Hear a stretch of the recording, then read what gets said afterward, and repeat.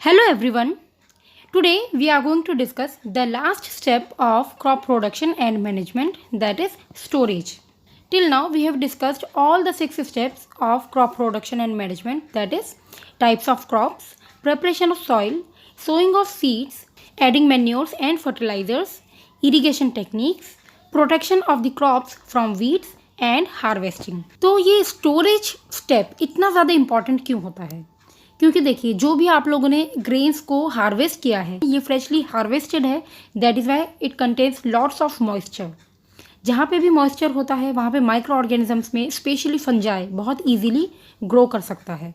इसीलिए it is very much important कि हम अपने ग्रेन्स को मॉइस्चर से बचाएं, इंसेक्ट्स, रैट्स, माइक्रो ऑर्गेनिज्म से बचा के रखें, अदरवाइज़ ये उनको स्पॉइल कर देगा. और जो इतनी लंबी चौड़ी मेहनत होती है सब फार्मर्स की वो बिल्कुल ख़राब हो जाएगी.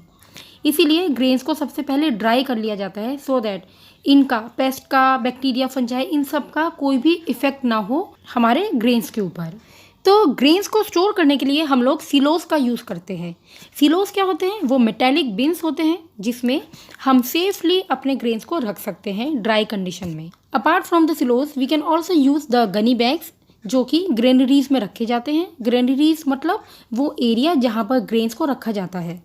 Ghani bags are made up of jute bags, जिनको हिंदी में हम नॉर्मली कट्टा कह देते हैं. बंदूक वाला कट्टा नहीं, स्टोर करने वाला कट्टा, ठीक है. इनमें हम अपने ग्रेन्स को रख सकते हैं जिससे कोई भी और उसमें माइक्रो ऑर्गेनिजम्स का अटैक नहीं होगा. जब हम लोग को अपने घरों में ग्रेन्स को रखना होता है तो नॉर्मली हम लोग नीम लीव्स रखते हैं जिसको ड्राई करके रखा जाता है, क्योंकि neem leaves anti microbial activity show करता है, मतलब उसमें कोई भी माइक्रो ऑर्गेनिज्म अटैक नहीं कर सकता है.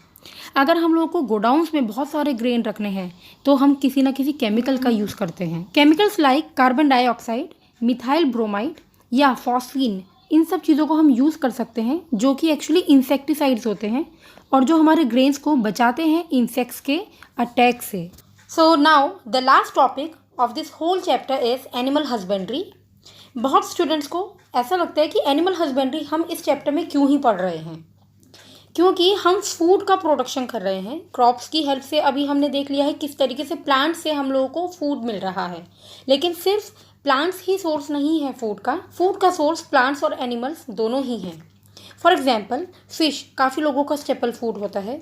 मिल्क, फिश, चिकन, एग, ये सारी चीज़ें क्या है? ये सब एनिमल से मिलने वाले प्रोडक्ट्स हैं. जैसे कि आप सबको पता है, जैसे हम प्लांट से अपने फूड का प्रोडक्शन करवाते हैं तो उसमें बहुत सारे स्टेप्स हम पढ़ते हैं. उसी तरीके से एनिमल्स से भी जब हमें फूड मिलता है तो उसके लिए भी बहुत सारे स्टेप्स होते हैं. अगर हमें अपने घर में या फार्म में एनिमल्स की रियरिंग करनी है, मतलब एनिमल्स का केयर करना है, उनकी टेक केयर करनी पड़ती है, उनको प्रॉपर फूड देना पड़ता है, प्रॉपर शेल्टर, प्रॉपर केयर करनी पड़ती है, उनको प्रॉपर वैक्सीनेशन देना पड़ता है.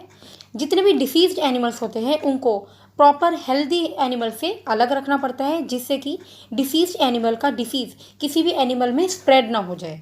ये सारी चीज़ें करने के बाद हम लोगों को एनिमल से फूड मिलता है. तो इस चैप्टर में हम लोगों ने देखा है किस तरीके से फूड का प्रोडक्शन होता है, mainly from plants and animals. I hope आप लोगों को ये वीडियो समझ में आए होंगे, and if yes please write down in the comment section, like कीजिए, शेयर कीजिए, सो दैट मुझे भी समझ में आए कि आप लोगों को मेरा पढ़ाया हुआ कुछ भी समझ में आ रहा है. अब नेक्स्ट वीडियो में हम लोग डिस्कस करेंगे इस पूरे चैप्टर के जितने भी एनसीईआरटी क्वेश्चंस हैं उनको.